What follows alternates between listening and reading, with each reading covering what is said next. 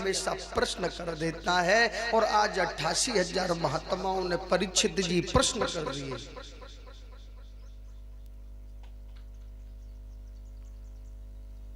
तो सुखदेव जी कह रहे हैं कि आपके प्रश्नों का उत्तर तो मैं दूंगा, लेकिन प्रश्नों का उत्तर देने से पहले परम आदरणीय सुखदेव जी महाराज के चरणों में हम प्रणाम करना चाहते हैं। अगर सुखदेव जी नहीं होते तो आज इस गितौर गांव में भागवत नहीं होती। पहले परम आदरणीय श्री सुखदेव जी महाराज के चरणों में बारंबार प्रणाम करना चाहते हैं।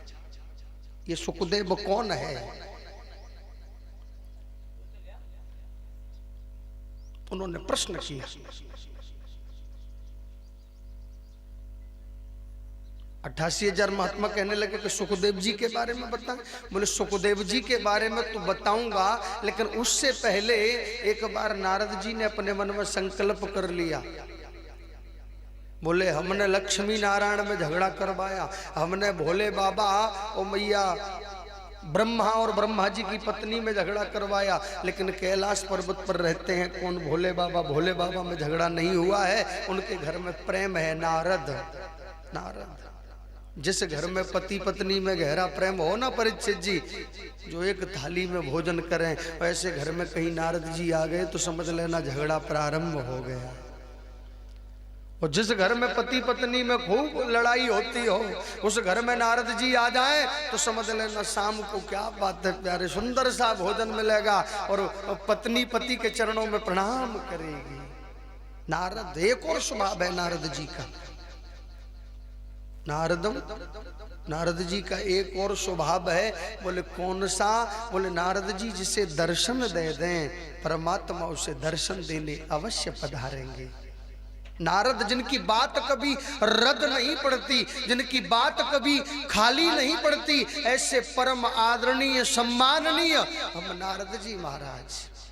नारद जी के मन में विचार आया कि आज हमें कुछ करना चाहिए। वो बीड़ा बजाते बजाते नारायण नारायण बोलते बोलते कैलाश पर्वत पर गए और कैलाश पर्वत पर भोले बाबा गुफा में बैठकर भजन कर रहे थे और मैया पार्वती जी भोजन बना रही थी। और नारद जी को मौका लगा, मैया पार्वती जी के पास पहुंचे।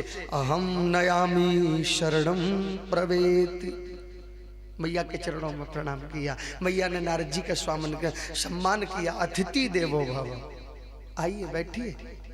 मैया पार्वती जी कहने लगी बेटा आजकल आप कम दिखाई देते हो, क्या बात है?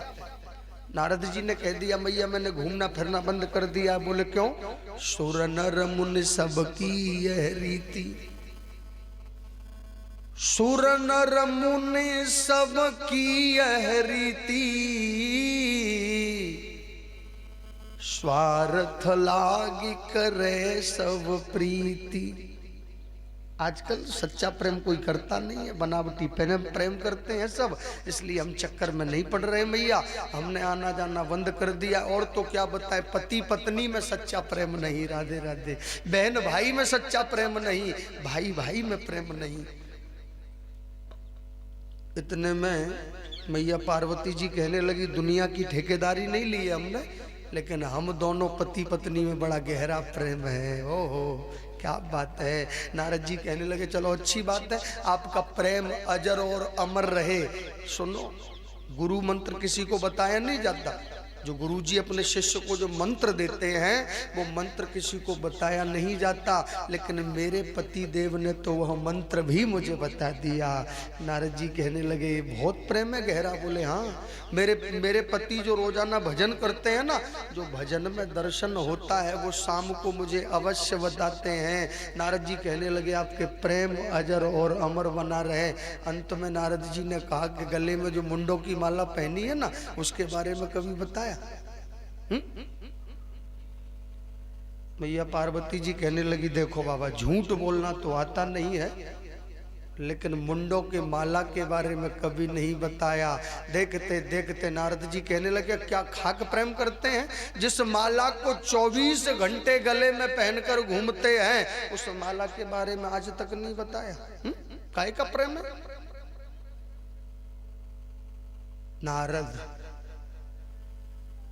नारद जी जलती हुई अग्नि पर घी डालने का काम है नारद।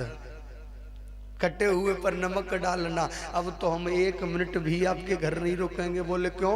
बोले प्रेम आपके घर भी नहीं है। बोले जिस माला को 24 घंटे निरंतर गले में पहन कर रहते हैं, उस माला के बारे में आज तक नहीं बताया। क्या प्रेम है? नारदो इंती मयम कनिता करड़ी युदा समेमिनाम अतम युगते तमावतः सर्वे रुजावदवो विनाकम। नारद जी निकल गए। हो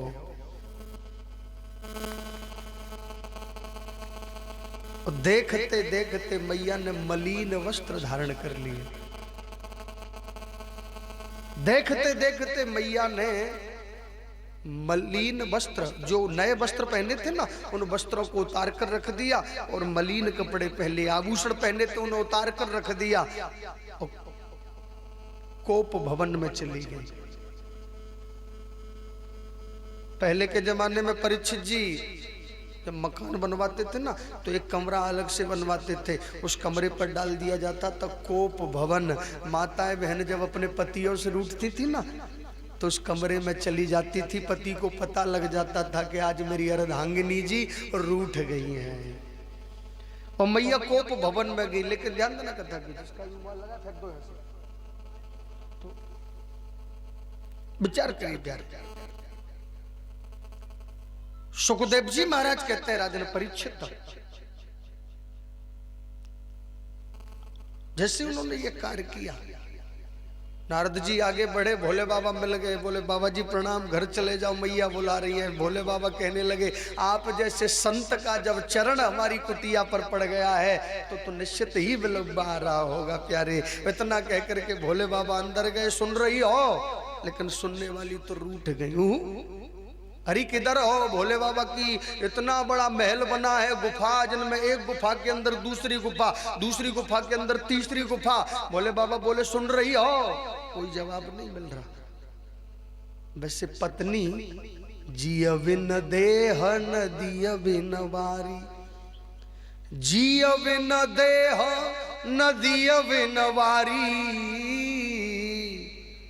तैसे ही नाथ पुरुष बिन नारी।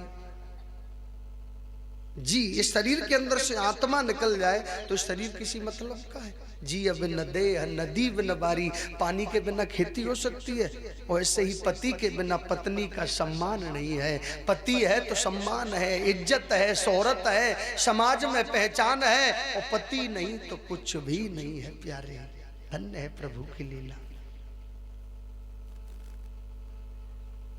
पत्नी अपना सर्वत्र अपने पति पर न्योछावर कर देती है। पति के सामने सर्वत्र न्योछावर रहती है मैया। लेकिन विचार करें, जो पति से रूठ जाए ना, तो दुनिया का सबसे बड़ा घूंघट पत्नी अपने पति से ही मारती है।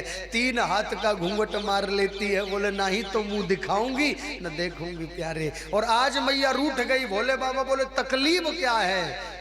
जब तक आप बताओगे नहीं उंगली में दर्द है कि पीठ में है कि पेट में है कि सर में है, जब तक आप बताओगे नहीं पता कैसे लगेगा? बताओ। लेकिन मैया बोल नहीं रही।